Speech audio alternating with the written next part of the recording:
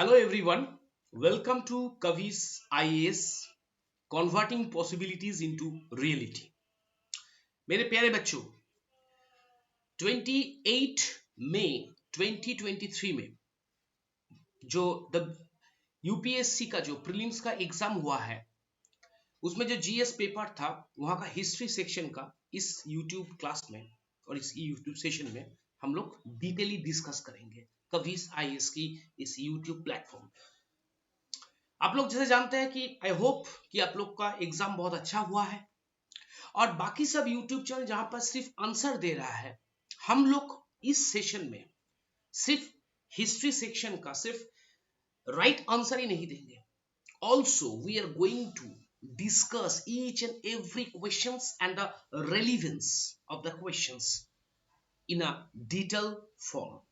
सो आप लोग हमारे साथ रहिए और ये पूरा सेशन को आप ध्यान से देखिए कि हिस्ट्री का जो क्वेश्चंस आया है कल यूपीएससी प्रीलिम्स का जो एग्जाम हुआ था 28 मई 2023 का, उसमें हम कैसे आज ये क्वेश्चंस को सही आंसर भी बताएंगे आपको और उसके साथ भी इस एवरी क्वेश्चंस का हम लोग डिटेल डिस्कशन भी करेंगे, हम लोग करेंगे। तो चलिए स्टार्ट करते हैं। पहला क्वेश्चन जो था, with reference to the Indian history, Alexander Reed, H. Longhurst, Robert Sewell, James Burgess and Walter Elliot were associated with। मतलब यहाँ पर तीनों नहीं, सॉरी, यहाँ पर चारों बंदे का नाम है, Alexander Rea, H Longhurst, Robert Sewell and James Burgess and Walter Elliot. ये जो पांच बंदे का नाम है, इस पांच बंदे का नाम कौन सा हिस्ट्री का कौन सा फील्ड के साथ इन लोगों का एसोसिएशन है? नंबर 1 है आर्कियोलॉजिकल एक्सकेवेशंस, नंबर 2 है establishment of English press in colonial India, number 3 है establishment of churches in princely states और नंबर 4 जो है वो है construction of railways in colonial India. तो मेरे प्यारे बच्चों, इसका सही आंसर होगा आर्कियोलॉजिकल एक्सकेवेशंस। अब इसके बाद हम लोग एक्सप्लेन करेंगे कि क्यों सर आर्कियोलॉजिकल एक्सकेवेशंस की राइट आंसर होगा। देखिए यहां पर जो पांच बंदे का नाम है, पहला फर्स्ट ऑफ ऑल अलेक्जेंडर री। हम लोग पहले जानेंगे अलेक्जेंडर री कौन है। My dear students, you have to remember that Alexander Rea was a British archaeologist. Yes, Alexander Rie was the British archaeologist. First of all, we need to know that he was a British archaeologist. और इसके साथ साथ भी हम लोग ये भी जानेंगे कि अलेक्जेंडर री जो है वो आर्कियोलॉजिकल सर्वे ऑफ इंडिया जो था, एएसआई का जो साउथ इंडिया सेगमेंट था, जो साउथ इंडिया सेक्शन था, उस साउथ इंडिया सेक्शन का फर्स्ट सुपरिंटेंडेंट बने। मतलब कितना साल में? 1902 में।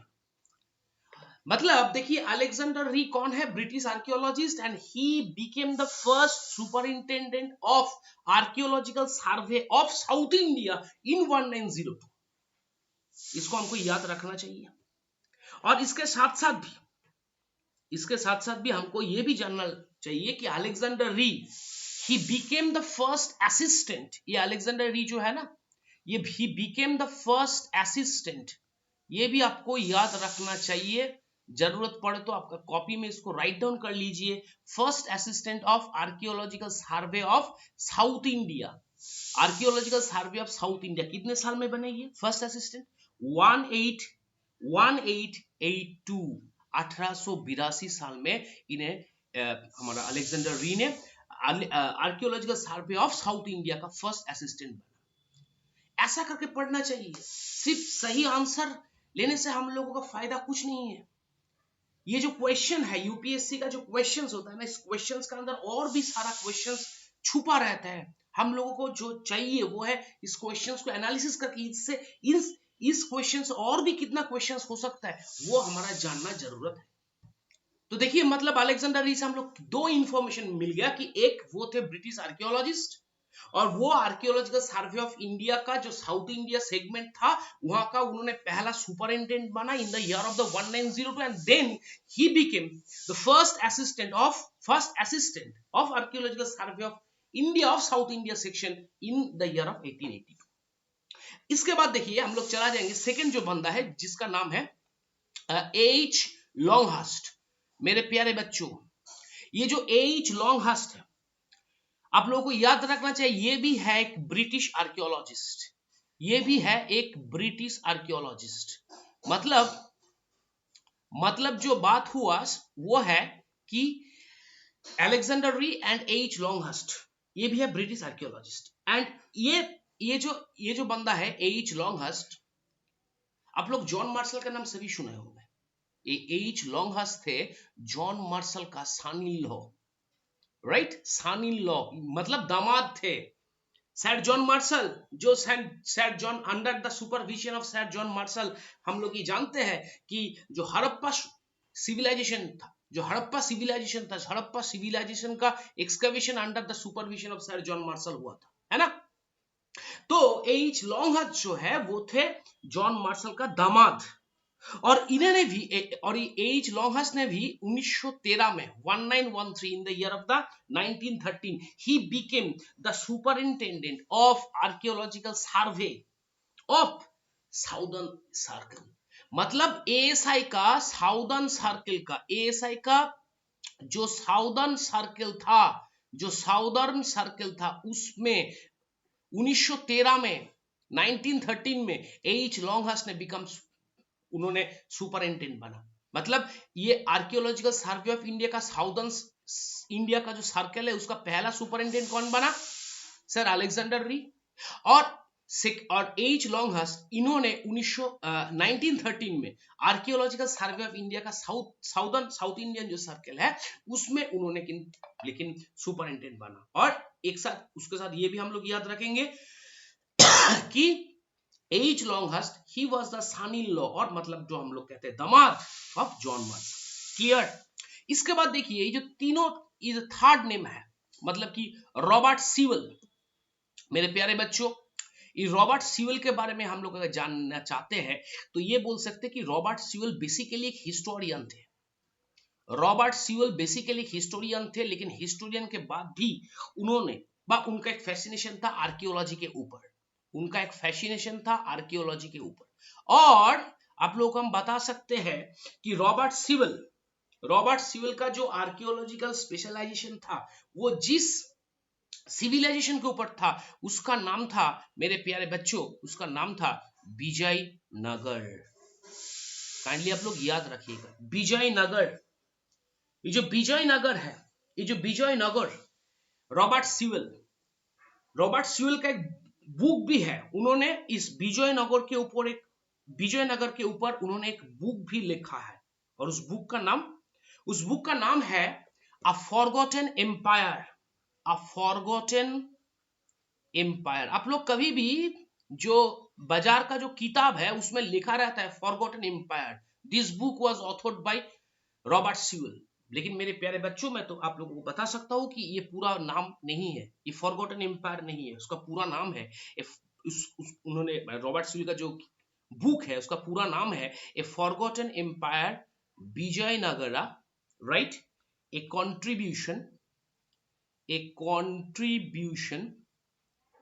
contribution to the history of India.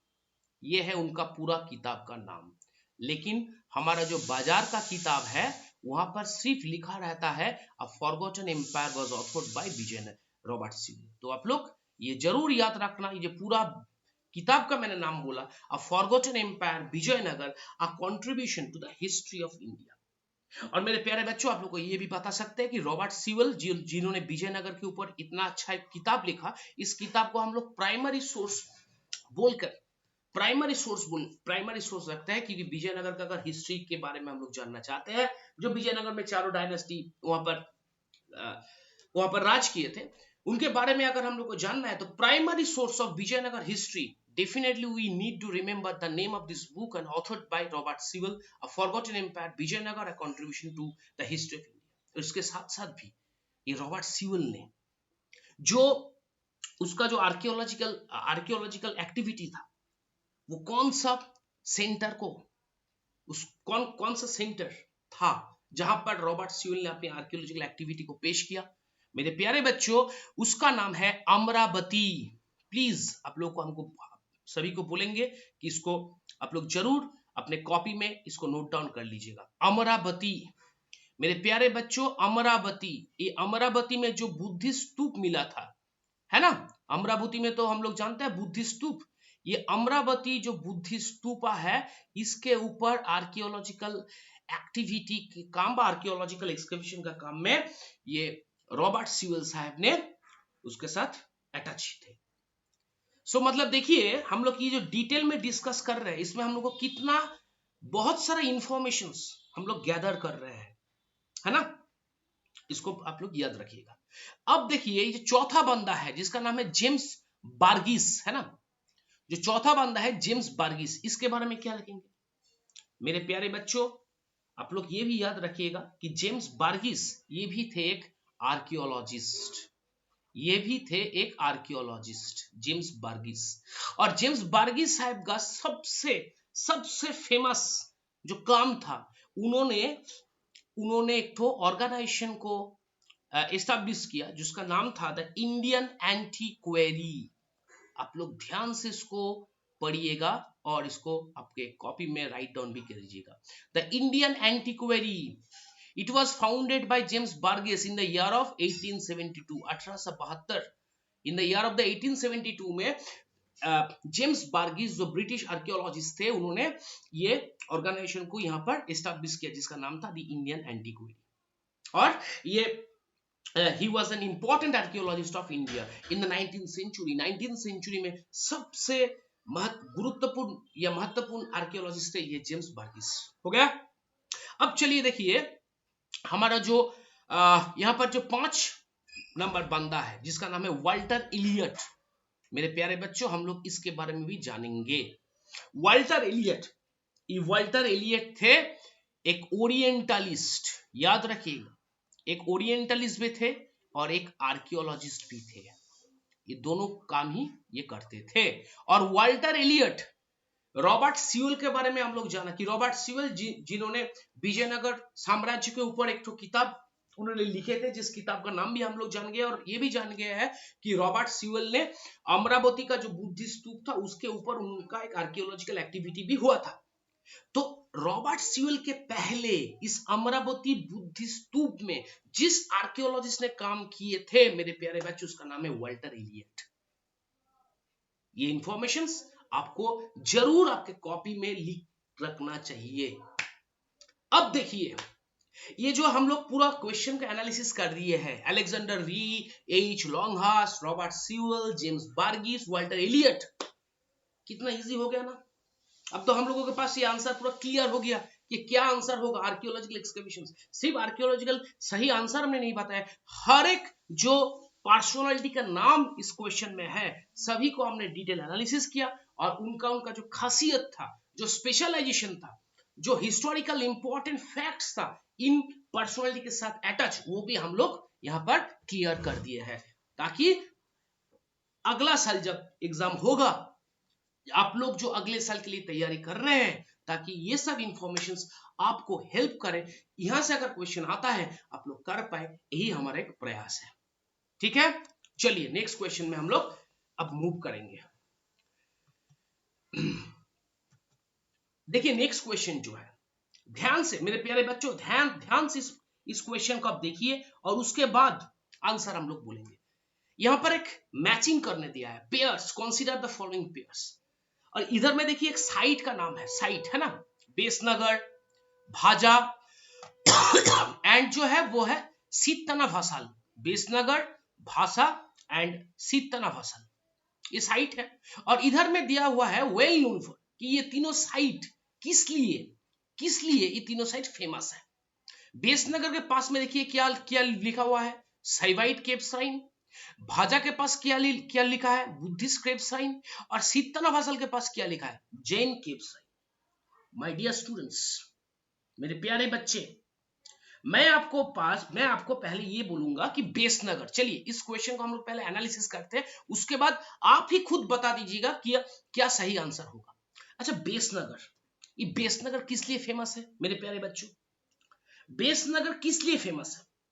हम लोग सभी जानते हैं कि बेसनगर जो है बेसनगर जो हमारा एमपी में है ना, हमारा एमपी आज का जो स्टेट है हमारा मध्य प्रदेश, वहां पर है, मध्य प्रदेश का विदिशा जिसको कहते हैं हम, वहां पर ये बेसनगर अवस्थित है। इस बेसनगर में 113 बीसीई में 113 113 बीसी 113 बीसी में हम लोग जानते हैं इस बेसनगर में एक गरुड़ पिलर इरेक्टेड हुआ था। और जो वो गरुड़ पिलर जिन्होंने इरेक्टेड किए थे उनका नाम क्या था? एक Garuda pillar. A Garuda pillar was erected in the year of the 113 BCE in Besnagar by whom? एक वो थे, एक ग्रीक दूत जिसका नाम था हेलियोडोरस।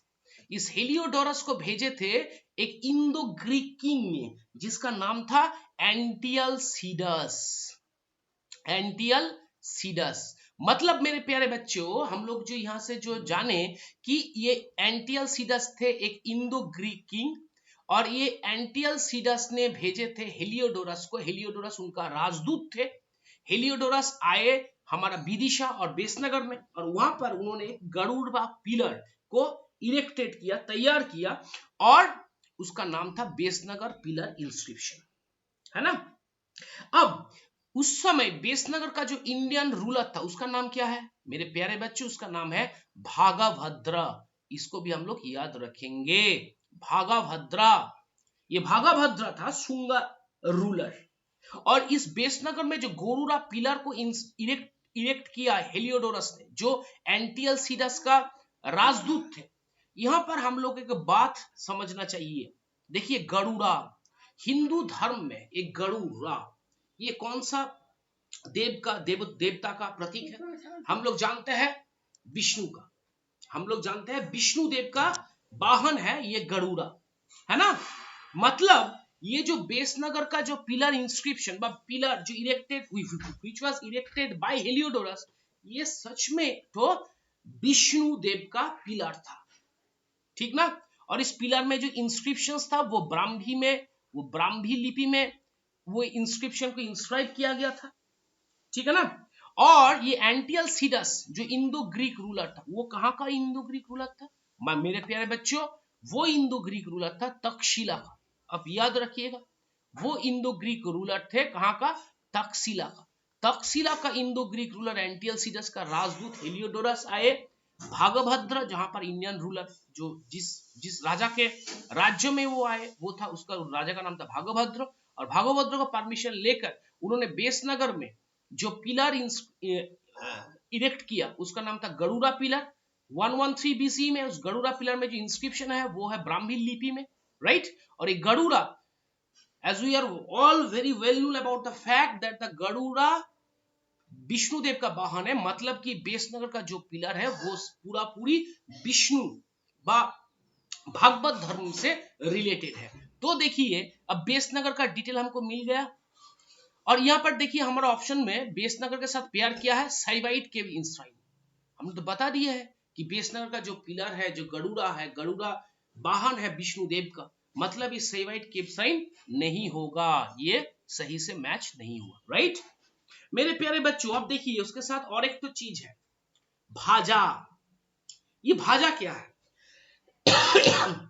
मेरे प्यारे बच्चों, आप लोगों को पहले बता देते हैं, ये भाजा एक बुद्धिस्ट केव है। क्या बोला? ये भाजा क्या है? ये भाजा जो है, ये भाजा है एक बुद्धिस्ट केव। हाँ, एक बुद्धिस्ट केव है। अब ये भाजा जो बुद्धिस्ट केव है, इसके बारे में बोल रहे हैं यहां पर 22।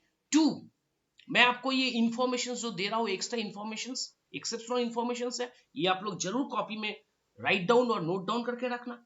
22 रॉक काट केव्स है मेरे प्यारे बच्चों। भाजा में 22 रॉक काट केव्स है, 22 रॉक काट केव्स है ना, रॉक काट केव्स। और ये भाजा एक्चुअली पड़ रहा है महाराष्ट्र में। आज का जो महाराष्ट्र डेक्कन प्लेटू है हमारा, डेक्कन प्लेटू जिसको कहते हैं, महाराष्ट्र में ये भाजा पड़ रहा है। और ये सबसे जो इंपॉर्टेंट चीज है इस भाजा में, सबसे जो खासियत है वो मैं आपको बताता हूं। ये जो भाजा का केव है ना, इस भाजा का केव में बहुत सारा बुद्धों का इमेजेस है, बुद्धों का इमेजेस है, राइट।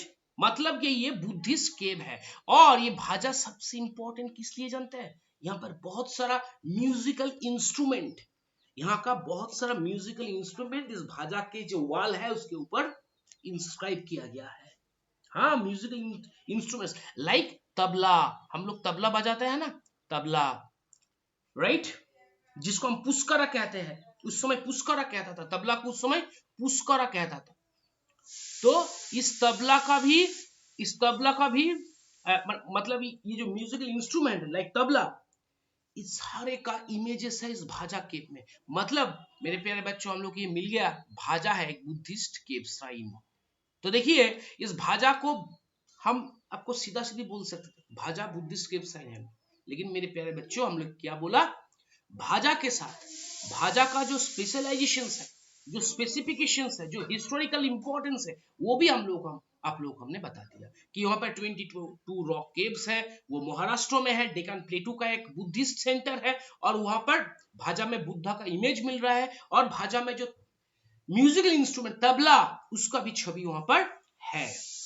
मेरे प्यारे बच्चों, मतलब ये जो पेयर है भाजा के साथ, ये सही है, बुद्धिस्ट केव्स है। लेकिन मेरे प्यारे बच्चों, उसके बाद देखिए जो 3 नंबर का ऑप्शन है सीतनाभासाल।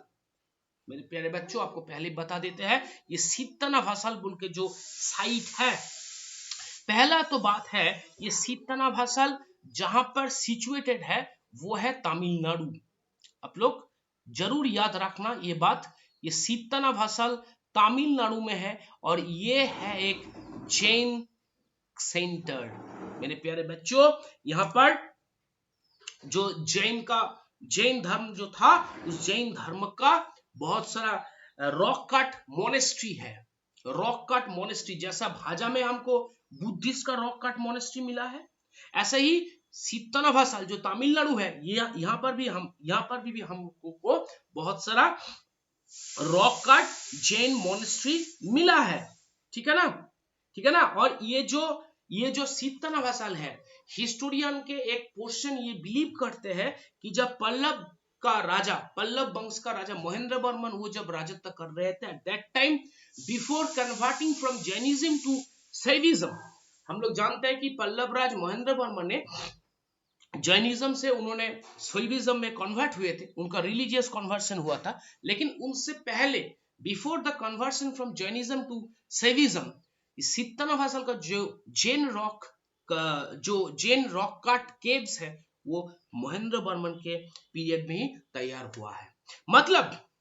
मतलब सीतनाभासाल है जैन रॉक श्राइन, ये भी सही पेयर है ना।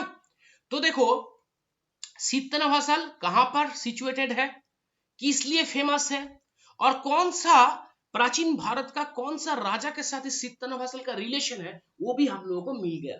मतलब कि ये जो तीनों जो साइट है, बेसनगर इसका भी डिटेलिंग हमने कर लिए है, भाजा इसको भी डिटेलिंग हमने कर लिए है, और सीतनाभासाल इसका भी डिटेलिंग हमने कर लिया है।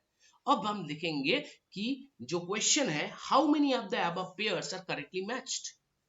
अब देखिए ऑप्शन ए में है ओनली 1, कभी नहीं होगा, क्योंकि बेसनगर तो शैवाइट केव श्राइन नहीं है। हम लोग को तो एक्सप्लेनेशन के बाद ये तो पता चल ही गया है कि बेसनगर एक शैव सेंटर नहीं था, लेकिन हम बता सकते हैं कि बेसनगर है एक विष्णु, गरुड़देव वो विष्णु का वाहन है, इसीलिए एक विष्णु वैष्णव का सेंटर हो सकता है, लेकिन कभी भी शैवाइट केव श्राइन नहीं है। नंबर 2, ओनली 2, यहां पर देखिए बोल रहा है कि ओनली टू मतलब भाजा बुद्धिस्ट केव्स है, ये तो सही है। लेकिन देखिए बता रहा है ऑल 3। अच्छा आप ही बताइए, हमने तो ये बता दिया है कि बेसनगर कभी भी शैवाइट केव श्राइन नहीं था, इसीलिए हम लोगों ने इस 1 पॉइंट को, फर्स्ट ए का जो पॉइंट था, उस ए को पॉइंट को हमने किया हमने ए का पॉइंट को बाद दे दिया, है ना। ये ऑल 3 मतलब as the Besnagar was not the Shaivite cave shrine, मतलब कि ये 3 नंबर जो ऑप्शन है, इसको भी हम लोग यहाँ पर नहीं रख सकते हैं, और नाम तो नहीं होगा। सो राइट आंसर कौन सा वाला होना चाहिए, बोलिए आप लोग। राइट आंसर होना चाहिए सिर्फ 2। अगर यहाँ पर, अगर इस ऑप्शन में 2 और 3 अगर रहता था, अगर इस ऑप्शन में 2 और 3, जरूर हम लोग 2 और 3 में सही आंसर कर सकते थे, लेकिन यहाँ पर तो 3 2 और 3, मतलब ये शीतन फसल तो जेन क्रेप साइन है, ये तो हम लोग को मालूम पड़ गया। लेकिन देखिए यहाँ पर 3 का तो ऑप्शन कहां पर भी नहीं दिया है, दिया है ऑल 3। ऑल 3 कैसा होगा, क्योंकि बेसनगर तो सही वाइट केप सेंटर नहीं है, इसीलिए हम लोगों ने सही आंसर चुना यहाँ पर ओनली 2। क्लियर, ये है माइंड गेम। इस तरह का क्वेश्चन को बहुत ध्यान से देखिएगा, बहुत ध्यान से देखना चाहिए इस तरह का क्वेश्चन। ये सब क्वेश्चन एक्चुअली पूरा माइंड गेम खेला है यूपीएससी ने अपने साथ, है ना। चलिए हम लोग इस बार नेक्स्ट क्वेश्चन में चला जाएंगे। अच्छा, जो नेक्स्ट क्वेश्चन है बहुत ध्यान से देखिए, इस क्वेश्चन को बहुत ध्यान से देखिए, और उसके बाद ये एक स्टेटमेंट बेस्ड क्वेश्चन है मेरे प्यारे बच्चों, ये एक स्टेटमेंट बेस्ड क्वेश्चन है। देखिए पहला स्टेटमेंट में दिया है कि 7th August is declared as the national handloom day, और सेकेंड स्टेटमेंट में दिया हुआ है it was in 1905 that the swadeshi movement was launched on the same day. मतलब मेरे प्यारे बच्चों यहाँ पर बोल रहा है कि 7th अगस्त को हमारा देश का प्रधानमंत्री जी ने, हमारा देश का जो प्रधानमंत्री जी है नरेंद्र मोदी जी, तो मोदी जी ने 7th अगस्त को 2015 का 7th अगस्त को नेशनल हैंडलूम डे बोल के बताया। ये हमारा एक्स्ट्रा इंफॉर्मेशन मिल गया कि कौन सा साल में प्रधानमंत्री नरेंद्र मोदी जी ने नेशनल हैंडलूम डे को डिक्लेयर किया, 2015 साल में, राइट। और किस लिए, इसीलिए इसको कारण को भी आपको जानना चाहिए, किस लिए मोदी जी ने, हमारा देश, हमारा प्रधानमंत्री, माननीय प्रधानमंत्री जी ने किस लिए 7th अगस्त को नेशनल हैंडलूम डे बोलकर डिक्लेयर किया। इसीलिए किया to commemorate, to celebrate, to memorialise the swadeshi movement. हम लोग जानते हैं कि जब वो लॉर्ड कार्जन, ब्रिटिश पीरियड में लॉर्ड कार्जन ने 1905 in the year of the 1905 में जब पार्टीशन ऑफ बंगाल किए थे, उसके खिलाफ सारा बंगाल में जो एंटी पार्टीशन मूवमेंट हुआ था, उस पार्टीशन का एक बहुत गुरुत्व, बहुत इंपॉर्टेंट एक पार्ट था स्वदेशी movement.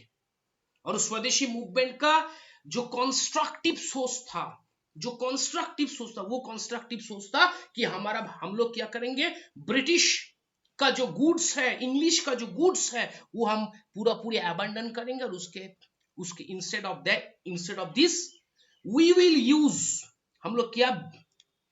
Use our own goods. और ये जो कंस्ट्रक्टिव सोच था कि ब्रिटिश का गुड्स हम लोग नहीं खरीदेंगे, नहीं यूज करेंगे, उसके बावजूद भी हम लोग अपना खुद का देश का चीज यूज करेंगे, उसी के ऊपर जो मूवमेंट लॉन्च हुआ था उसका नाम था स्वदेशी मूवमेंट। तो मेरे प्यारे बच्चों, इसीलिए हमारा सेंट्रल गवर्नमेंट ऑफ इंडिया 2015 साल में हमारा माननीय प्रधानमंत्री नरेंद्र मोदी जी ने सिर्फ और सिर्फ स्वदेशी मूवमेंट, हम लोग जानते हैं सभी कि स्वदेशी मूवमेंट स्टार्टेड हुआ था 1905 7th अगस्त, है ना। 7 अगस्त को ये जो स्वदेशी मूवमेंट स्टार्ट हुआ था, इसीलिए हमारा माननीय प्रधानमंत्री जी ने 2015 साल में 7th अगस्त को सिर्फ स्वदेशी मूवमेंट का ये जो स्टार्टिंग डेट था, इसको कोमेमोरेट करने के लिए उन्होंने नेशनल हैंडलूम डे का घोषणा किया। सो इसीलिए यहाँ पर आंसर क्या होना चाहिए, यहाँ पर आंसर होना चाहिए, देखिए ए, मतलब कि दोनों स्टेटमेंट ही करेक्ट है मेरे प्यारे बच्चों। यहाँ पर हम लोग को जो जानना है कि दोनों स्टेटमेंट ही करेक्ट है, मतलब कि 1905 का 7th अगस्त को स्वदेशी मूवमेंट स्टार्ट हुआ था, और इस स्वदेशी मूवमेंट का जो डेट है उसको उसको कोमेमोरेट करने के लिए हमारा प्रधानमंत्री जी ने 2015 का 7th अगस्त को इस डे को नेशनल हैंडलूम डे बताया। मतलब कि जो सही आंसर होना चाहिए वो है both statement 1 and 2 are correct and statement 2 is the correct explanation for statement A. Is it clear मेरे प्यारे बच्चों? आशा रखता हूं कि देखिए ऐसा अगर एनालिसिस करके हम लोग पढ़ेंगे तो क्वेश्चन तो आंसर तो आपको मिल ही जाएगा, उसके साथ साथ ही कौन सा रिस्पेक्ट और कौन सा रिलीवेंस में ये क्वेश्चन दिया गया है ये भी हम लोगों के पास पूरी क्लियर हो जाएगा, है ना। चलिए अब हम लोग जाएंगे हमारा नेक्स्ट क्वेश्चन पर।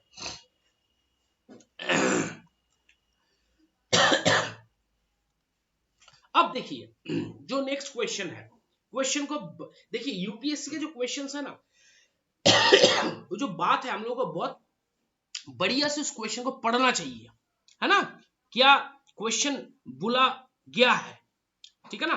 तो देखिए आपको बताते हैं, in which of the following regions was Dhanyakataka which flourished as a prominent Buddhist centre under the Mahasanghikas located. मतलब कि बोल रहा है कि बुद्धिज्म जो है, उस बुद्धिज्म में तो हम लोग जानते हैं 2 डिवीजन हुआ था, पहला हुआ था हिनोयान एंड मोहायान, और उसके बाद हुआ था महासंघिका एंड स्थविरावादी। तो मेरे प्यारे बच्चों, महासंघिका जो थे बुद्धिस्ट धर्म पर, उस महासंघिका का एक बहुत इंपॉर्टेंट क्या बोलते हैं, एक बहुत इंपॉर्टेंट सेंटर था धन्नकटका। हमारा यूपीएससी में ये पूछा जा रहा है कि धन्नकटका कहां पर सिचुएटेड है, प्रेजेंटली कहां पर सिचुएटेड है। चलिए पहले धन्नकटका का हम समझते हैं, उसके बाद इसका सही आंसर हम जरूर लेंगे। मेरे प्यारे बच्चों, आप लोग सभी जानते हैं बुद्धिस्ट धर्म पर एक बहुत इंपॉर्टेंट सेगमेंट है बुद्धिस्ट स्तूपा।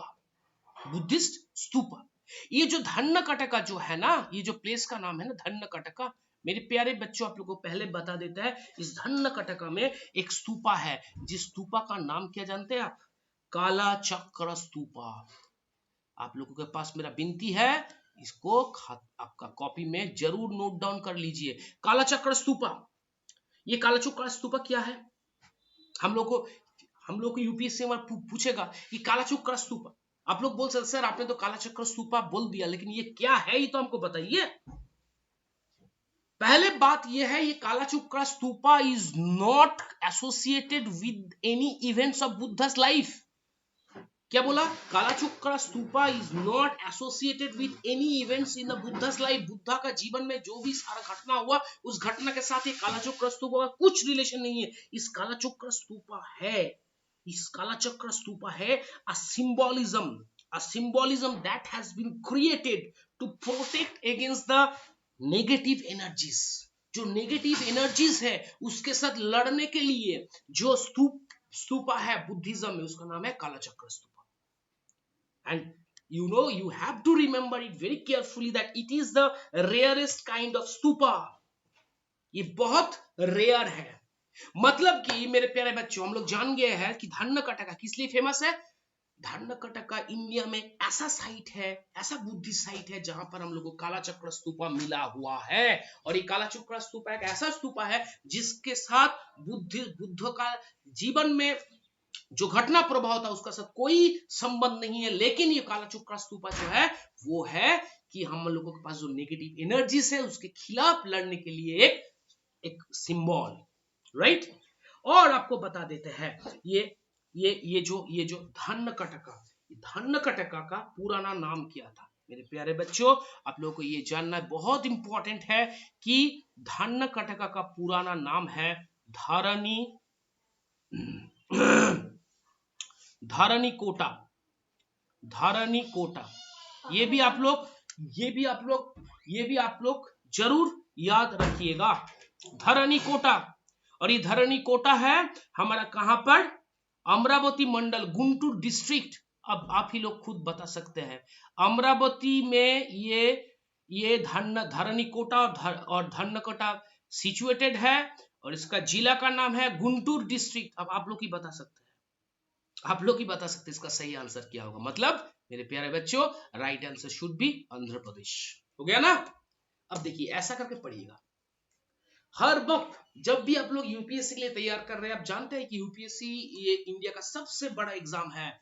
यहां पर जानना जैसा जरूरी है, ऐसा भी सिर्फ जानने से फायदा नहीं है।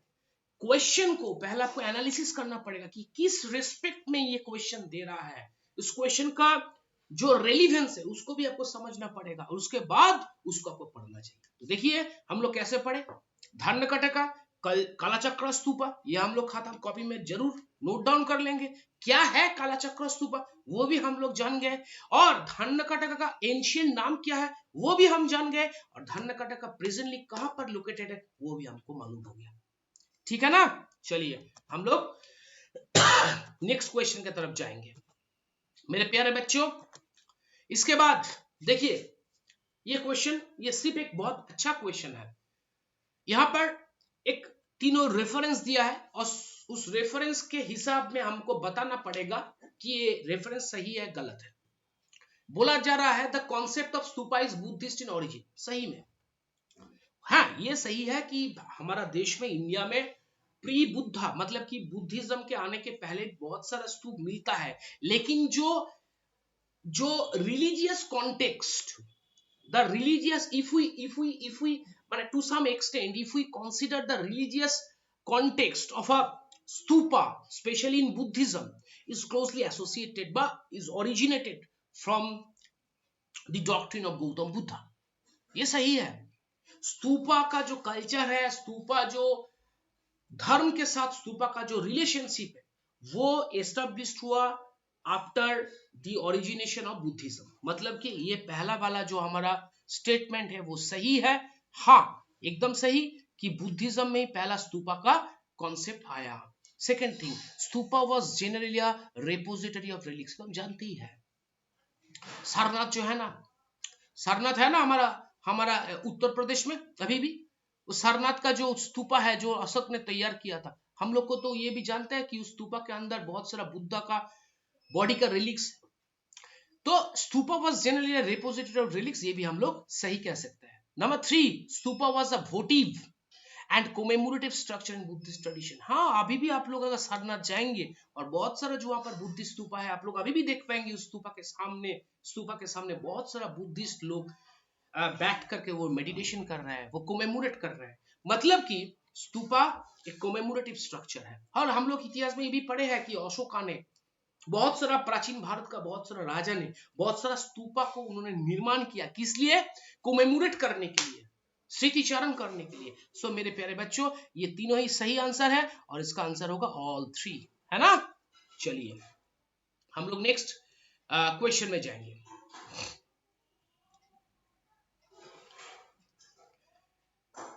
मेरे प्यारे बच्चे अब देखिए इसका क्वेश्चन क्या है। With reference to ancient south India, मतलब कि दक्षिण भारत, जो प्राचीन काल में जो दक्षिण भारत थे, उस दक्षिण भारत में तीनों जगह का नाम यहां पर बोला गया है, कोरकाई, पोम्पुहाड़ एंड मुसिरी। मेरे प्यारे बच्चों हम लोग को जानना चाहिए ये तीनों जगह किस लिए फेमस है। हम आंसर जरूर बताएंगे लेकिन पहले आपको एक्सप्लेनेशन कर देते हैं। मेरे प्यारे बच्चों जो कोरकाई है ना, ये जो कोरकाई, ये कोरकाई का प्रेजेंट लोकेशन आप लोगों को पता होना चाहिए, क्योंकि आपने देखा यूपीएससी किस तरह का क्वेश्चन देता है, कभी कभी प्रेजेंट लोकेशन भी दे देता है ना। तो इसीलिए हम लोग को प्रेजेंट लोकेशन जानना चाहिए। कोरकाई कहां पर है? तमिलनाडु पर। मेरे प्यारे बच्चों फर्स्ट राइट, ये जो कोरकाई, इस हिस्टोरिकल इंपॉर्टेंस क्या है आप लोगों को बता देते हैं। ये कोरकाई था एक पोर्ट, और पांड्यन साउथ इंडिया में जो सब किंगडम था उसका एक इंपॉर्टेंट बहुत महत्वपूर्ण किंगडम का नाम था पांडो किंगडम, पांड्यन। इस पांड्यन किंगडम के अमल में इस कोरकाई ने बहुत इंपॉर्टेंट एक पोर्ट था। तो कोरकाई क्या है? कोरकाई है एक पोर्ट। और आपको ये भी बता दे कि एंशिएंट टाइम में ये कोरकाई किस लिए फेमस था? पर्ल फिशरी के लिए। आप लोग जरूर इसको याद रखिएगा, पर्ल फिशरी। ये जो पर्ल फिशरी, ये कोरकाई, तो हम लोग क्या जाने, कोरकाई का प्रेजेंट लोकेशन तमिलनाडु। कोरकाई कौन सा राजवंश के अमल में एक इंपॉर्टेंट पोर्ट था? पांड्यन के अमल के, पांड्यन डायनेस्टी के अमल में। और Korkai it is a very well known centre for its pearl fishery. और ये कोरकाई का नाम हम लोग साउथ इंडिया में जो लिटरेचर है, संगम लिटरेचर, संगम लिटरेचर में भी कोरकाई का नाम मिलता है। और आपको बता देते हैं टॉलेमी, आपको बता देता है टॉलेमी। इस टॉलेमी का नाम भी आप लोग याद जरूर रखेंगे। टॉलेमी कौन है? ग्रीक राइटर है। ये टॉलेमी कौन है? ये टॉलेमी एक ग्रीक राइटर है। मेरे प्यारे बच्चों ये टॉलेमी जो है, ये टॉलेमी जो है, टॉलेमी का जो किताब है, टॉलेमी का जो किताब है, उन्होंने उनके किताब में ये कोरकाई का नाम लिखे हैं। और जानते हैं टॉलेमी ने उसका किताब में कोरकाई को क्या बोलकर लिखा है? कोल खाई, कोल खाई। आप लोगों के पास मेरा विनती है कि ये जरूर आपके कॉपी में नोट डाउन कर लेना। तो मेरे प्यारे बच्चों हमको क्या मिला? देखिए हम जान गए कि कोरका एक पोर्ट था, हम ये भी बता सकते थे आपको, very simple, it was very simple for me if I just say that Korkai तो एक पोर्ट है। लेकिन हमने क्या बोला, देखिए डिटेल एनालिसिस किया, कोरकाय कहां पर सिचुएटेड है ये हमने बोला, कोरकाय किस प्राचीन भारत का कौन सा डायनेस्टी का अमल में कोरकाय पोर्ट थे ये भी बोला, पांड्यन डायनेस्टी का अमल। कोरकाय किस लिए फेमस था, पर्ल फिशरी के लिए, एंशियंट टाइम्स में ये पर्ल फिशरी के लिए कोरकाय फेमस था। ये भी बोला कि कोरकाय का नाम हम लोग संगम लिटरेचर में मिलता है, और ये भी बोला टॉलेमी का जो किताब है, टॉलेमी उनके किताब में कोरकाय का नाम बताए हैं कोलखाय। हो गया ना। चलिए अब देखिए आप लोगों का अंदाज आ ही गया है कि जब कोरकाय पोर्ट है तो बाकी जो दोनों नाम है जगह का नाम वो जम जगह क्या होगा। चलिए मैं आपको बता दूं पूमपुहार। मेरे प्यारे बच्चों आपको ये बात जानना चाहिए, पूमपुहार, ये पूमपुहार का और एक तो नाम भी है पुहार। कभी भी आप लोग ये मत सोचना, अगर सोचिए कि यूपीएससी में फिर से क्वेश्चन आ गया कि पुहार, आप लोगों को ये जानना बहुत जरूरी है कि पूमपुहार और Puhar both are the same word and both are the same जगह, है ना। संगम तमिल लिटरेचर जो है कोरकाय के तरह पूमपुहार का नाम भी संगम लिटरेचर में लिखा हुआ है। और हमने ये क्या देखा कि कोरकाय कौन सा राजवंश के अमल में पोर्ट का काम करता था, पांड्यन, है ना। और ये पूमपुहार जिस डायनेस्टी का अमल में बंदर था यानी पोर्ट था वो है चोला डायनेस्टी का, है ना। इसको आप जरूर याद रखेंगे।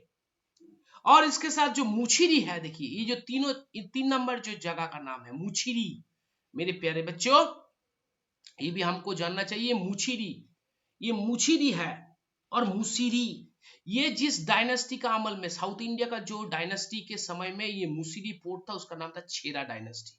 तो मेरे प्यारे बच्चों ये जरूर आप लोग याद रखिएगा कि Chera dynasty, Muziris was Muziris served as a port during the Chera dynasty. और ये मुसिरी कहां पर लोकेटेड है मेरे प्यारे बच्चों, यह है मालाबार कोस्ट में, यह है मालाबार कोस्ट। अब देखिए कैसा क्वेश्चन हमारा यहाँ पर यूपीएससी दे रहा है। यूपीएससी साउथ इंडिया में जो तीनों एंशियंट टाइम में जो साउथ इंडिया में जो तीन फेमस डायनेस्टी रूल करता था, मतलब कि पांड्यन, छेरा एंड चोला डायनेस्टी, आप लोग जब संगम लिटरेचर पढ़े होंगे तब जरूर संगम पॉलिटिक में आप लोग ये तीनों डायनेस्टी के बारे में जानते हैं या आप लोग पढ़े हैं। तो मेरे प्यारे बच्चों हम लोग ये से जहां से ये हमको पता चला कि ये साउथ इंडिया का जो तीनों फेमस डायनेस्टी था उस तीनों डायनेस्टी के समय का तीनों पोर्ट का नाम हमारा यहाँ पर यूपीएससी ने दे दिया। और देखिए ये तीनों पोर्ट कौन कौन सा डायनेस्टी के समय में as they served as a port ये भी हम लोग को मालूम पड़ गया, कोरकाय, पूमपुहार एंड मुसिरी। कोरकाय था हम लोग कोरकाय पूमपुहार था चोला के अमल में, कोरकाय था पांड्यन के अमल में और मुछिरी था छेरा के अमल में। सो मेरे प्यारे बच्चों अब सही आंसर क्या होगा ये मुझे बताने का जरूरत नहीं है, आप लोग कर सकते हैं, मतलब कि होगा पोर्ट। क्लियर, ऐसा एनालिसिस करके पढ़िएगा। चलिए हम लोग इस बार नेक्स्ट क्वेश्चन में चला जाएंगे। बढ़िया से इस क्वेश्चन को देखिए और उसके बाद ये आंसर कीजिए। Which one of the following explains the practice of Batta Kirutal as mentioned in the Sangam poems? Batta Kirutal, Sangam, south India का जो तमिल लिटरेचर था, संगम लिटरेचर हम जानते हैं, है ना बच्चे। जो तीनों संगम हुआ था हम लोग ये भी जानते हैं, तीनों संगम हुआ था। पहला संगम हुआ था मदुरई में, उसके बाद संगम हुआ था सेकेंड संगम जो जो लिटरेरी कॉन्फ्रेंस। संगम मतलब क्या है, एकेडमी ऑफ पोएट्स, बहुत सारा कवि, बहुत सारा साहित्यिक जो है उनका एक साथ वो लोग आए और वो जो सम्मेलन हुआ, वो जो कॉन्फ्रेंस हुआ उसको कहते हैं संगम। तो साउथ इंडियन में तीनों संगम हुआ था, पहला संगम हुआ था मदुरई में, सेकंड संगम हुआ था कापातापुरम में, थर्ड संगम भी हुआ था मदुरई में, है ना। और वह उस समय संगम जब ये तीनों जब संगम साहित्य सम्मेलन हो रहा है उस समय साउथ इंडिया में राज कर रहा था, शायद शायद नहीं एकदम सही है, पांड्यन, पांड्य डायनेस्टी, है ना। तो ये जो संगम लिटरेचर है, संगम लिटरेचर में एक टर्म है जिस टर्म का नाम है बत्ता किरुताल। इस टर्म का मतलब क्या है, देखिए चारों ऑप्शंस है। किंग एम्प्लॉइंग वीमेन बॉडीगार्ड्स, नहीं ये कभी नहीं हो सकता है। Learned person assembling in royal courts to discuss religions and philosophical matters, no ये भी नहीं हो सकता है। Young girls keeping watch over agricultural fields and driving away birds and animals. मतलब जो यंग गर्ल थे वो लोग क्या करते थे, वो जो कृषि क्षेत्र था, कृषि क्षेत्र के ऊपर वो लोग अपने अपने नजर रखते थे और वहां का जो भी एनिमल्स और बर्ड्स आते थे उनको तड़ाते थे। नहीं, ये भी नहीं हो सकता था। Number D, a king defeated in a battle committing ritual suicide by starving himself to death। मतलब एक राजा जब युद्ध करने जा रहे हैं, युद्ध में अगर वो राजा हार गए, हारने के बाद वो राजा क्या करेंगे, committing ritual suicide by starving himself, मतलब वो कुछ भी नहीं खाएंगे, अनशन के माध्यम से वो अपने पूरा जीवन को समाप्त कर देंगे। मतलब कि सही आंसर क्या होगा, a king defeated in a battle committing ritual suicide by starving himself to death। मतलब कि मेरे प्यारे बच्चों सही आंसर होगा बत्ता किरुताल का मतलब है एक राजा जो युद्ध में पराजित हार गए और उसके बाद जो वो खुद अपने आप को खुदकुशी कर रहे हैं।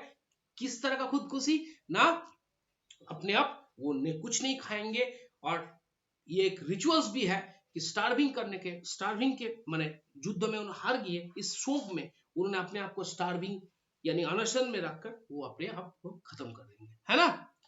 चलिए मेरे प्यारे बच्चों, इसके बाद हम लोग चले जाएंगे नेक्स्ट क्वेश्चन। नेक्स्ट क्वेश्चन बहुत बढ़िया से देखिए, यहाँ पर चारों डायनेस्टी का नाम दिया है, चारों डायनेस्टी। मेरे प्यारे बच्चों इस जो चारों डायनेस्टी है उसका नीचे में देखिए क्या बोला जा रहा है।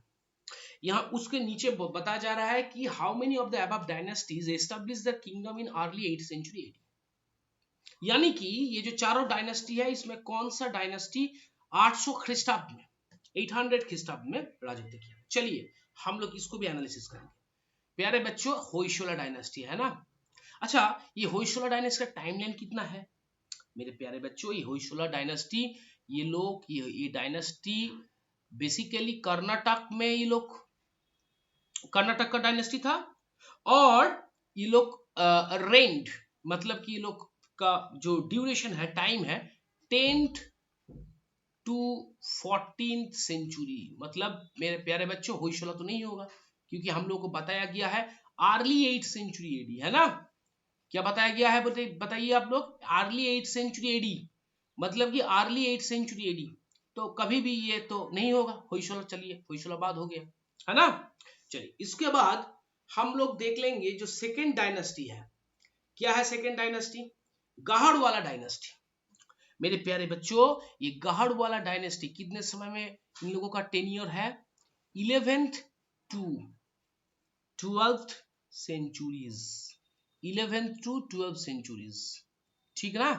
मेरे प्यारे बच्चों ये गाहड़ वाला डायनेस्टी कहां पर, ये लोग कौनौज का था, है ना। ये लोग राजपूत डायनेस्टी है कौनौज का। चलिए ये भी नहीं होगा क्योंकि अर्ली 8th सेंचुरी बोला है ना, अर्ली 8th सेंचुरी मतलब भी नहीं होगा। चलिए 3 नंबर क्या है देखिए ना, है काकतीय डायनेस्टी, है ना, काकतीय डायनेस्टी। मेरे प्यारे बच्चों ये काकतीय डायनेस्टी कितने समय पे राज किए थे, 12th to 14th सेंचुरी। आप ही देखिए 12th to 14th century, right. ये कौन सा जगह में किए थे, ईस्टर्न डेक्कन। कौन सी जगह में किए थे, ईस्टर्न डेक्कन। और ये बात आपको बता देते हैं ईस्टर्न डेक्कन में ये एक तेलुगु डायनेस्टी था। काकतीय डायनेस्टी एक तेलुगु डायनेस्टी था। मतलब काकतीय भी नहीं हुआ, है ना, क्योंकि अर्ली 8th सेंचुरी में ये भी नहीं हुआ। चलिए इसके बाद चौथा जो डायनेस्टी है जिसका नाम है यादव डायनेस्टी। मेरे प्यारे बच्चों आप देखते हैं यादव डायनेस्टी होगा या नहीं होगा। प्यारे बच्चों यादव डायनेस्टी जिसका समय काल था 1187 to 1317। अब सोचिए ये लोग भी अर्ली सेंचुरी का नहीं है क्या, नहीं है ना। ये भी एक मिडिवल किंगडम था, है ना। ये जो यादव डायनेस्टी ये लोग कहां पर राज करते थे, देवगिरी में। तो मेरे प्यारे बच्चों अब देखिए यहाँ पर जो ऑप्शन दिया हुआ है, अब आप लोग ही बताइए हमने क्या किया, चारों डायनेस्टी जो है चारों डायनेस्टी का नाम देखिए डिटेल एनालिसिस कर दिए। चारों डायनेस्टी का नाम हम उन लोग कहां पर राज करते थे, कौन सा जगह में और कितने समय का उन लोगों का टेन्योर था वो बता दिए। अब आप लोग बताइए यहाँ पर सही आंसर क्या होना चाहिए, नन। मतलब कि अर्ली 8th सेंचुरी एडी जो दिया हुआ है, कौन सा डायनेस्टी, चारों के चारों ही अर्ली 8th सेंचुरी एडी में एडी का समय का नहीं है, मतलब ये राइट आंसर होगा none. Is it clear to everyone, है ना? चलिए हम लोग नेक्स्ट क्वेश्चन चला जाएंगे। मेरे प्यारे बच्चों देखिए यहाँ पर एक बहुत सारा लिटरेरी वर्क दिया है, चारों किताब का नाम दिया है हुआ है। प्राचीन भारत में ये चारों किताब लिखा गया था और उसके पास ही देखिए ऑथर का नाम भी दिया गया है। मेरे प्यारे बच्चों आप हम लोग जानना चाहेंगे कि बोल रहा है कि कौन सा पेयर करेक्टली मैच्ड है, ठीक है? मेरे प्यारे बच्चों देवी चंद्रगुप्तम बोल के जो पहला जो किताब का नाम है, मेरे प्यारे बच्चों हम लोग जानते हैं देवी चंद्रगुप्तम का ऑथर कभी भी बिलहन नहीं था। देवी चंद्रगुप्तम जिसने लिखे थे उसका नाम थे क्या? विशाख दत्त, है ना? है ना? विशाख दत्त। ये विशाख दत्त ने ये देवी चंद्रगुप्तम नाटक का देवी चंद्रगुप्तम बोल के जो ड्रामा नाटक था उसका लिखे थे। अच्छा तब ये तो सही पेयर नहीं हुआ, ये जो बिलहन का नाम दे रहा है ये तो सही पेयर नहीं हुआ, है ना? तो ये नहीं होगा क्योंकि विशाख दत्त ने तो देवी चंद्रगुप्तम नाटक का नाम लिखे थे, है ना? चलिए सेकेंड, हम्मीरा महाकाव्य, ये जो किताब का नाम है हम्मीरा महाकाव्य, मेरे प्यारे बच्चों इन्होंने इस किताब को लिखे थे न्यायचंद्र सूरी। ये सही है, ये सही है। राणा हम्मीर देव जो थे मेवाड़ का, उनके जीवन के ऊपर ये किताब लिखे थे न्यायचंद्र सूरी, मतलब ये सही पेयर है। अब देखिए मिलिंद पन्हो, मेरे प्यारे बच्चों ये मिलिंद पन्हो नागार्जुन ने नहीं लिखा। हाँ ये मिलिंद पन्हो क्या है? मिलिंद पन्हो क्या है मेरे प्यारे बच्चों? वो है कि इंडो ग्रीक राजा, उसका नाम था मिनंदर। ये मिनंदर था इंडो ग्रीक राजा। इस मिनंदर के साथ फेमस बुद्धिस्ट फिलोसोफर जिसका नाम था नागसेन, ये जरूर याद रखना, कभी कभी गलती हो जाता है हम लोगों का, ये नागसेन का जगह हम लोग नागार्जुन कर देते हैं। ये नागार्जुन भी एक बुद्धिस्ट फिलोसोफर थे, लेकिन नागार्जुन ने मिलिंद पन्हो को नहीं लिखा है। मिलिंद पन्हो क्या है? ये एक बुद्धिस्ट पाली टेक्स्ट है। क्या बोला? बुद्धिस्ट पाली टेक्स्ट।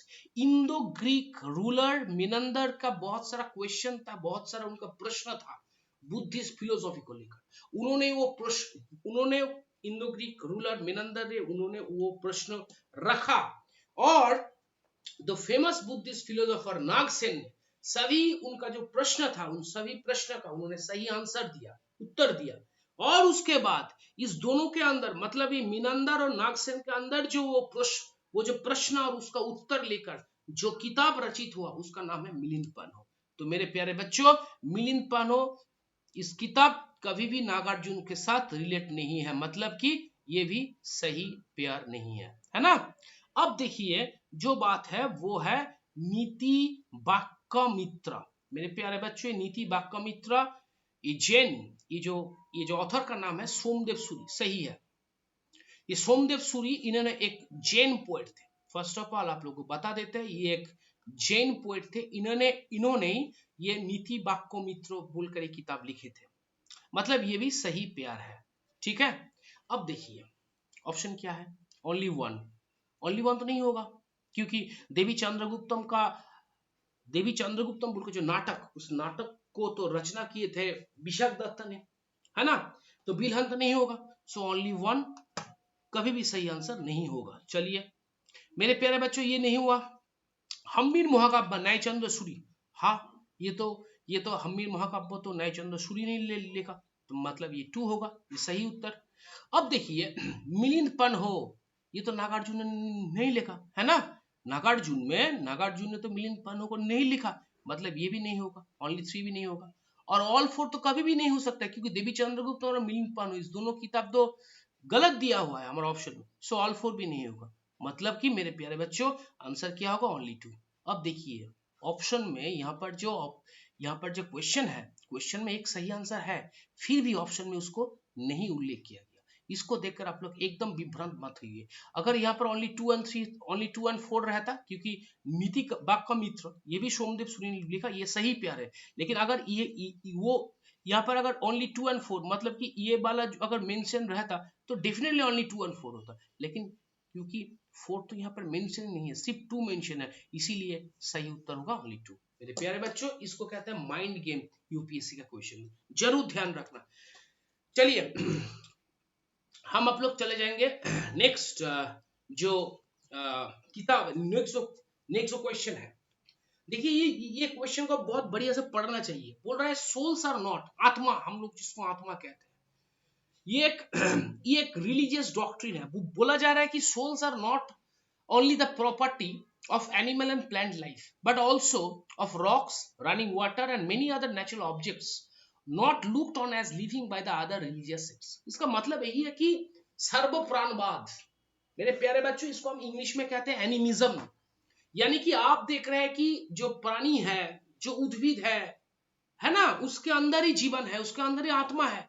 नहीं नहीं नहीं, सबके अंदर आत्मा है, सबके अंदर प्राण है। एक पत्थर जो है, जो रनिंग वाटर जो है, और भी दुनिया में जो भी हमारे पास जो नेचुरल ऑब्जेक्ट्स है, सभी के अंदर प्राण है, सभी के अंदर आत्मा है। ये जो रिलीजियस डॉक्ट्रिन, कौन सा वाला रिलीजियस सेगमेंट पर, कौन सा वाला रिलीजियस सेक्ट से ये डॉक्ट्रिन बिलोंग करते हैं? मेरे प्यारे बच्चों, इसका आंसर होगा जैनिज्म। क्योंकि बुद्धिज्म कभी भी सर्व प्राणवाद लेकर भावित नहीं है। एक एक्चुअली जो रिलीजियस, जिस धर्म के अंदर सर्व प्राणवाद, यानी कि हम लोग बोलते हैं इसको इंग्लिश में एनिमिज्म, ये एनिमिज्म का कॉन्सेप्ट है, वो है जैनिज्म। सो राइट आंसर मेरे प्यारे बच्चों जैनिज्म, है ना। चलिए नेक्स्ट क्वेश्चन में हम लोग चले जाते हैं। देखिए बहुत बढ़िया से इस क्वेश्चन को देखिए, और देखने के बाद आप लोग इसका सही आंसर बोलेंगे, ठीक है ना, हम लोग सही आंसर करेंगे। यहां पर बोला जा रहा है, Who among the following rulers of Vijayanagar Empire constructed a large dam across Tungabhadra River and a canal cum aqueduct several kilometers long from the river to the capital city? मतलब कौन सा वाला विजयनगर का रूलर, हाँ विजयनगर का एक ruler का नाम बताइए, जो रूलर ने तुंगभद्रा के शासक, जिस शासक ने तुंगभद्रा के जो नदी था, उस नदी के ऊपर उन्होंने एक डैम, एक बहुत बड़ा डैम यानी कि बांध तैयार किया, और उसके साथ साथ एक कैनल भी तैयार किया। तो मेरे प्यारे बच्चों, इसका आंसर क्या होगा? मेरे प्यारे बच्चों, इसका आंसर होगा देवराया। पहला जो फर्स्ट देवराया, ये देवराय जो है, ये होगा सही आंसर। मेरे प्यारे बच्चों, आप लोग जानते हैं 1336 में विजयनगर साम्राज्य का प्रतिष्ठा हुआ था, जिस दोनों के हाथ से हरिहर और बुक्का तुंगभद्रा रिवर के बगल में ही, है ना। और ये जो पहला देवराय थे, ये कौन सा डायनेस्टी का थे? संगम डायनेस्टी। इस संगम डायनेस्टी था विजयनगर का पहला डायनेस्टी। चारों डायनेस्टी हम लोग जानते हैं, वहां पर राज किए थे। एक था संगम, इसके बाद आया था सालुब, उसके बाद आया था तुलुब, और उसके बाद आया था आरबीडू। तो पहला देवराय, जो फर्स्ट देवराय, जिन्होंने तुंगभद्रा नदी के ऊपर एक बहुत बड़ा डैम और उसके साथ एक कैनल का एक्विडक्ट किलोमीटर, एक किलोमीटर से भी ज्यादा रास्ता बनाए थे, ठीक है। तो वो है पहला प्रथम देवराय, जो संगम डायनेस्टी से बिलोंग करते थे। सो राइट आंसर प्रथम देवराय। चलिए मेरे प्यारे बच्चों, इसके बाद हम लोग नेक्स्ट क्वेश्चन में जाएंगे। बहुत ध्यान से इस क्वेश्चन को आप लोग देख लीजिए, और उसके बाद ये आंसर आप लोग देना। क्या बता रहा, क्या क्या क्या बोला जा रहा है? बोला जा रहा है कि who among the following rulers of medieval Gujarat surrendered due to Portuguese? कौन सा वाला मध्य हमारा गुजरात जो राज्य था, मिडियावल गुजरात में कौन सा वाला सुल्तान ने पोर्तुगीज के हाथ में ये दीव को सरेंडर कर दिया? मेरे प्यारे बच्चों, इसका आंसर क्या होगा? इसका आंसर होगा बहादुर शाहू। बहुत इजी ये प्रश्न है, बहादुर शाहू। ये बहादुर शाहू जो गुजरात में, गुजरात का सुल्तान थे, और उनका टाइमलाइन क्या है मेरे प्यारे बच्चों? उनका टाइमलाइन है 1526 टू 1535, फिर से 1535 टू 1537, 1526 से 1535 तक उन्होंने पहला बार गुजरात का शासक थे। उसके बाद 1535 टू 1537 में फिर से दोबारा उन्होंने गुजरात का शासन का दायित्व लिया। और आप लोगों को ये बता सकते हैं कि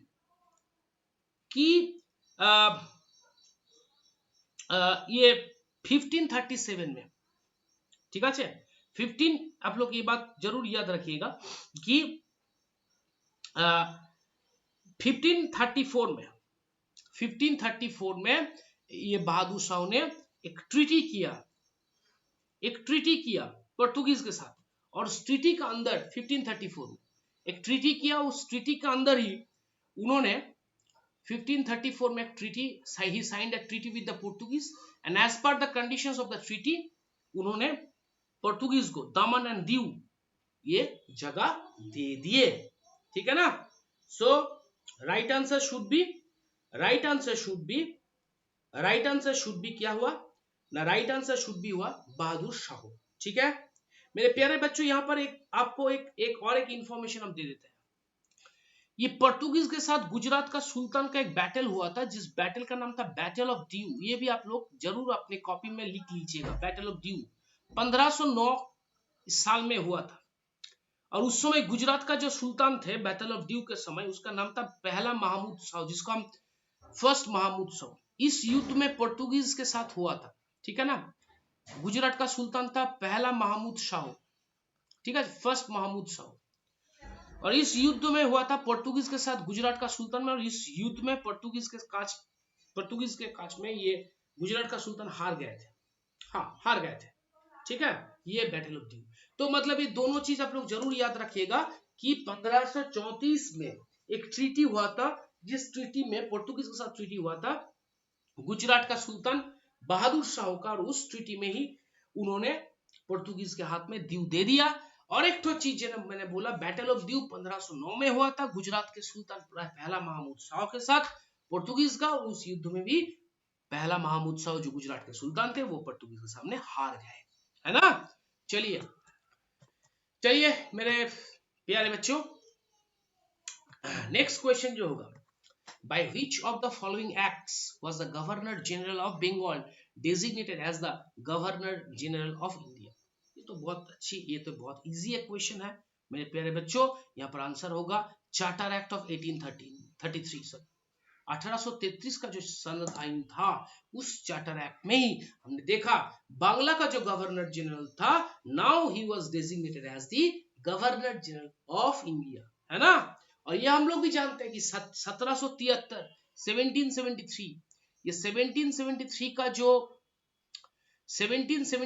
जो रेगुलेटिंग एक्ट था, इस 1773 का जो रेगुलेटिंग एक्ट था, इस रेगुलेटिंग एक्ट के बावजूद ही हमने देखे थे, इस रेगुलेटिंग एक्ट के बावजूद हमने देखे थे कि बांग्ला का गवर्नर जनरल ऑफ बंगाल हुआ था, और 1833 का चार्टर एक्ट में बांग्ला का गवर्नर जनरल बन गए गवर्नर जनरल ऑफ इंडिया।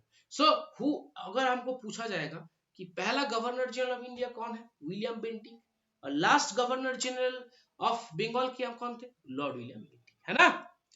तो मेरे प्यारे बच्चों ये सही आंसर है 1833 चार्टर एक्ट। और ये देखिए मैंने यहाँ पर आंसर में एक्सप्लेनेशन भी दे दिया है ये चार्टर एक्ट ऑफ 1833 का, कि हम लोग जानते हैं मेरे प्यारे बच्चों की ये 1833 का चार्टर एक्ट में जो इंग्लिश ईस्ट इंडिया कंपनी जो मोनोपोली जो एंजॉय कर रहा था, वो मोनोपोली उनका ट्रेड मोनोपोली पूरा खत्म हो गया, है ना। और ये भी हम लोग देखे कि इस 1833 का चार्टर एक्ट में पहला लॉ कमीशन का एस्टैब्लिश भी कर दिया। तो ये आप लोग जरूर एक्सप्लेनेशन को देख लेना। तो मेरे प्यारे बच्चों आज हमारा सेशन इतना ही। कैसा लगा हमारा ये सेशन, ये जो हम लोग क्वेश्चन आंसर एनालिसिस किया, कैसा आप लोगों को लगा, आप लोगों को कैसा महसूस हुआ, कि आपका सच में इसमें कुछ आपका एडवांटेज होगा, ये जरूर हमको कमेंट सेक्शन में लिख के बताना। और हमारा जो कविस आईएएस का ये जो यूट्यूब चैनल है, इसको आप जरूर सब्सक्राइब कीजिए, लाइक कीजिए, और जरूरत पड़े तो आपका दोस्त के साथ शेयर भी कर सकते हैं। हमारा ऑनलाइन और ऑफलाइन क्लासेस दोनों ही अभी भी यहाँ पर दोनों ही चालू है। आप लोग चाहे तो आईएएस के लिए आप लोग हमारे पास आ सकते हैं। हमारा ऑफलाइन जो सेंटर है वो है क्लासरूम हाजरा रोड कोलकाता। हमारा नंबर है 8789245158, ठीक है। और आप लोग चाहे तो हमारा ऑनलाइन क्लास में भी ज्वाइन कर सकते हैं। तो आज इतना ही। बहुत खुश रहिए और बहुत अच्छा इसे पढ़ाई कीजिए, क्योंकि सपना जो देखे है उसका तो फुलफिलमेंट करना ही चाहिए। Thank you everyone.